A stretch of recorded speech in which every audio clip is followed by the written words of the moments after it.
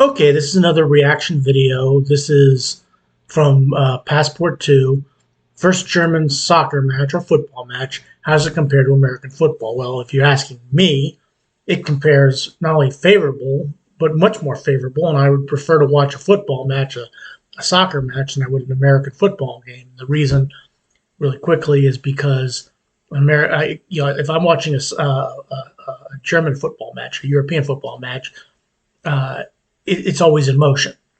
Whereas an American football game, they're always stopping for TV timeouts and all that nonsense. But let's hear what they have to say about it. The first time I ever watched, I've been to, I went to the World Cup in 2006, and I was at Schalke Stadium when the U.S. got their tail kicked by the Czech Republic.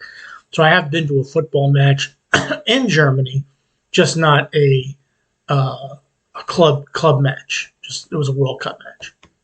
It felt like a bubble that just kept building and building and building, and everybody just waiting for it to pop. And I have heard the atmosphere at in European football stadiums is unbelievable.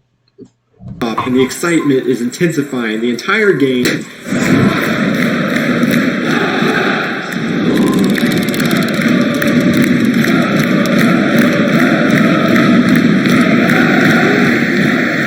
Yesterday, we got to go to our first European foosball game, or as we know in the U.S., soccer game. And this was actually the first time that either of us have ever been to a soccer game, so that was pretty exciting. As spectators, I did play in one little league whenever I was in college. Or Not the same little league in college. No, that doesn't make sense. high school, I think. There was a team that was doing an indoor soccer league. They just needed an extra player. You had little league in college? You said little league. Yeah, it was a little league. When I say it here, it comes out there. Excuse me. Just don't do that with the cup. And then it was like small, few amount of teams. We were big. Okay. I had never really played before. It did not go well, but this is our first time to actually go watch a soccer game. Yeah, I played when I was 4, so don't remember much about soccer. But one thing that I was kind of nervous about going to the soccer game is all the things that I have seen online about Europe. You should call it a football match, and if you're worried about the hooligans, no, you stay away from the ultras, and you'll be fine. European soccer matches, and it just seemed like it would be like really over the top. I've only ever seen videos of like the huge brawls that happen afterwards, or like flares and all kinds of scary fights going on in the stadium. And for some reason, that's what I had in my head was like basically what a soccer game was. Anybody who's ever watched football on TV, watched the German league. I know there are hooligans in Germany as well, but it seems like it's relatively safe. Just keep your wits about you. With that environment. And so I was a little bit nervous, but I really wanted to go to a German and European soccer game and see it for myself.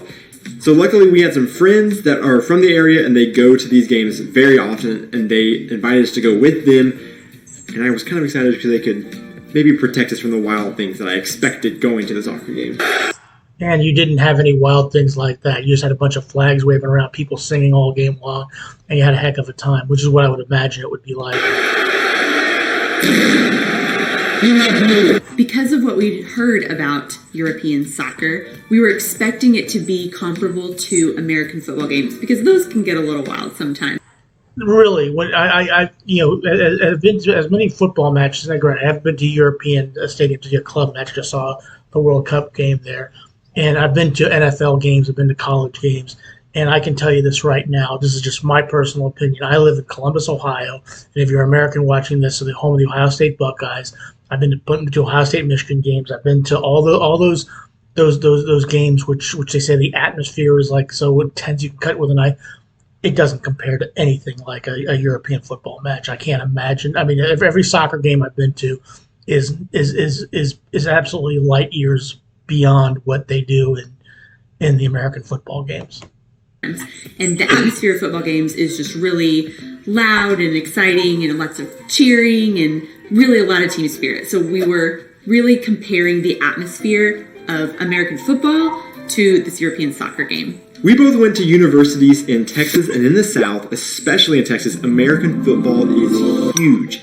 At my university, whenever we would have our football games on Saturdays, every single week, we would easily have 90 to 100. Did you just say Texas A&M? I think it was Texas A&M. So, okay, Kyle Field, yeah, Texas A&M. That's in the Southeastern Conference, and that's most people. I don't agree with this. Consider the SEC the best college football on the planet in the United States. I don't agree with that. I think they just get handed out gifts by ESPN and the committee. But that's my own 2 cents on it. But yeah, he's in the South. College football is huge. 100,000 spectators every single game. And this is university football. This isn't even professional American football. But it is massive. People would show up hours before the games, and they would do what is called tailgating, where they would all drive Tailgating is something that is not big in Europe, to the best of my knowledge. up in lots around the stadium, and they would grill a whole bunch of food and play football a little bit, just hang out with friends and family, getting psyched for the game. Again, you get 100,000 at Ohio, 109,000 at Ohio State, and 110,000 up in Michigan, and 100,000, all that stuff. You get a huge crowd. But the one thing it does, the game is never in motion. It's always TV timeouts. You're always sitting around wondering when the game's going to start again, and it can be annoying. That was coming, but the atmosphere was incredible. It's actually made more for TV than it is for viewing in an audience, where football in Europe is made for the spectator and the TV viewer. Incredible before these games. And then also on the other side, as far as soccer goes, in our home state of Oklahoma, we just got our very first professional soccer team. But it's really, really small. They play basically in like an abandoned small high school stadium. I don't know a lot of people that actually go to it, but I have heard that the games are extremely fun for the people that do go to it. I just never made it out to one. Oklahoma is not really known as a soccer hotbed. If you want, in the United States, the East Coast, like New Jersey, Florida, California, parts of Texas even as well, and up in the Pacific Northwest, St. Louis is another big soccer hotbed. And so I was really excited to see this because it seemed like it was going to be just on a whole different level of impressiveness as far as soccer goes. But we also weren't very aware of the different leagues in Germany for soccer. The Bundesliga, Bundesliga 2. I mean, it's relegation and promotion is something that would be completely foreign to these two. We didn't know that there was the third league, second league, and first league, which are all professional soccer leagues, with the first league being like the top tier, top players, and then it goes down from there. The third league still being professional, still being really good players, but not being quite as a high level as the first league as far as we've had it explained to us. And we didn't realize going into the Kaiserslautern match that this was a third league game and they were going to be playing against a team that was second to last in the third league. Our home team is FC Kaiserslautern, so that's... I've been to Kaiserslautern. Okay, I've been outside the stadium. I was there in 2006, obviously, when the World Cup, U.S. played Italy in that game. The only game I think Italy did not win. It ended up 1-1 draw. That's who we were cheering for yesterday. Kaiserslautern is the biggest city in our area. And Kaiserslautern should be in the Bundesliga, the top league. I can't believe they're where they are right now. And their stadium there is huge. It's up on top of a hill, so walking up to it just looked like...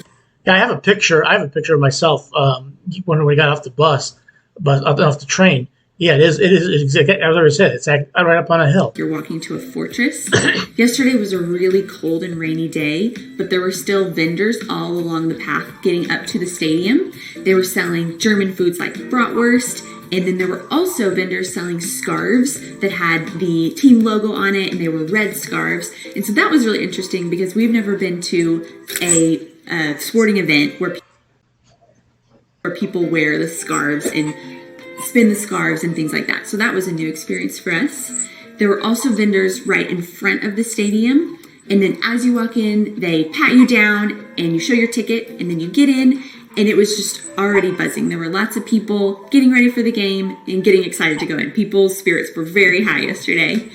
And another thing that I thought was really cool is that at the concession stands, so like at a football game or any kind of sporting event in the U.S., the concession stands are going to sell things like hot dogs, maybe hamburgers, nachos, popcorn, things like that. But here the concession stands were selling bratwurst and frikadelle and blue vine and lots of beer and just very German feeling things. So that was really... I didn't go to the concession stand when I was at the in Schalke Stadium, but I did walk by it, and yeah, that is true.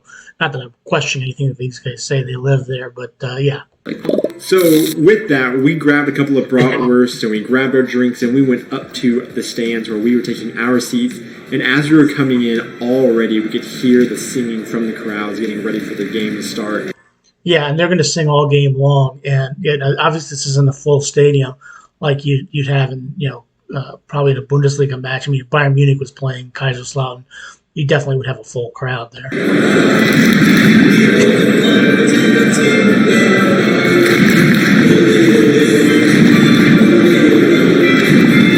Kaiserslautern has not lost a game, and I think what I saw was like 10 past games.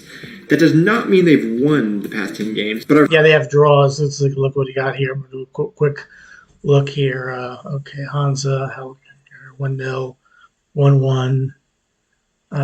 Penalties, they won. Victoria Cologne 4-2. Bayern 2, which is obviously Bayern Munich, but their second team. They won 3-1. So not bad. Not bad. Our friend was telling us they are on what is known as a undefeated streak because they've had a lot of tied games, but they haven't actually lost any. So tie games are called draws. In American football games, there's lots of chants and cheering and yelling, and people have these different hand motions for different things that happen in the games. But something that I thought was interesting here in the soccer game was there was a lot more singing than I've experienced in other American sport games. They had just all kinds of songs that just seemed to go on for a really long time, and everyone knew all of the words. They did also do lots of cheers and chants, but the singing was what really stuck out to me.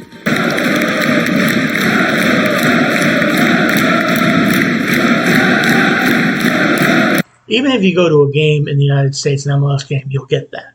And I had a friend went to his first football match, saw the U.S. national team, and it was up in Cleveland, and he sat behind the, they used to be called Sam's Army. I don't think they're called that. I forget what they're called now, but, and they did it all game long, and he was like amazed by it. There were flags at the front of the home side that they were waving like the entire time.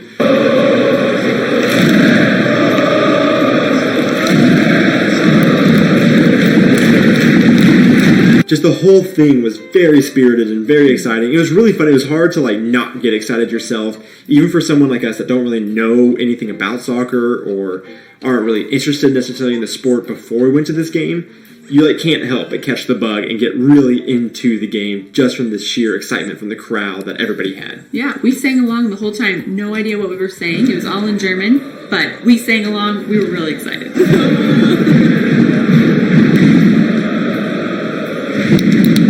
Do you know what you're doing? Exactly what I'm doing. Another thing that I got excited about this game was the fact that where the crowd was sitting in the stadium was all covered from the cold rain. However, unfortunately, the players had to play in the rain, and so it was pouring on them the entire time, and they were slipping and sliding all over the field, which added a whole nother fun element to the game, I think, because they couldn't actually keep their footing.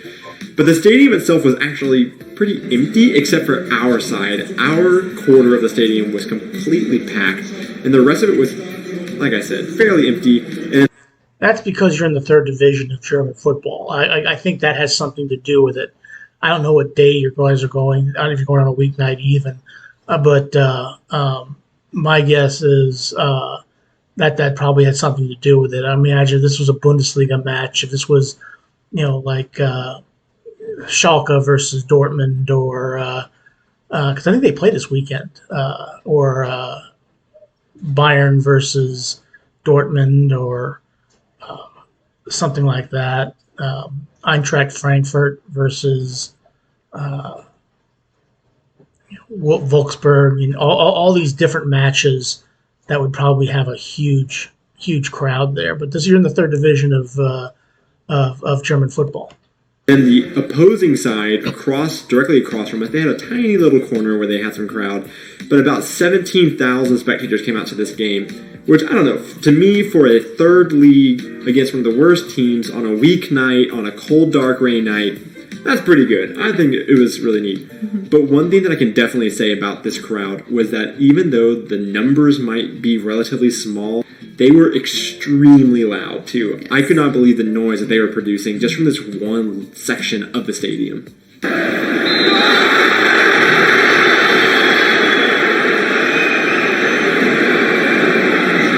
In some American sports, like American football and basketball, there are cheerleaders. There weren't any here at this game. I'm not sure if soccer has them in general, but here there were no cheerleaders. However, there was a guy up at the front, in front of the home section, who had a big megaphone and he was yelling out. I don't know that I've ever seen cheerleaders at a football match, except for the Columbus Crew. They had these dancers come out at halftime, or kind of like cheerleaders, but I never really have seen cheerleaders at a European football match. I don't think they have them. Cheers and chants and songs for people to participate in. There was also a guy with a huge drum just drumming along to the beat, and everybody was following along with their chants to that beat, and that just added a lot of atmosphere and excitement to the game. Another difference that we noticed is in most American sporting events, there is some kind of like a halftime entertainment, halftime show, or Yeah, they don't have halftime entertainment shows like they have in the United States. they call people down to participate in games and things like that. There wasn't any kind of halftime entertainment. This was pretty much just a break for everyone to finally be able to sit down or go to the bathroom and get a drink or something like that. And again, American football and other sports like basketball are a lot bigger than soccer currently is in the United States. And so we're used to types of sports where scoring happens a lot more often. Where, of course, in basketball, they'll end up in the hundreds with their points and they're constantly getting baskets. Or in football, where touchdowns are happening and you get... When you talk about football, one of the greatest gifts is also its greatest curse, is its low scoring. That's why when the guy scores the goal, they go crazy for it, and it doesn't happen very often sometimes. Sometimes you get games where it's like 4-3 or 4-2 or something like that, but for the most part, 1-0, 2-0, 2-1, or a blowout is 3-0.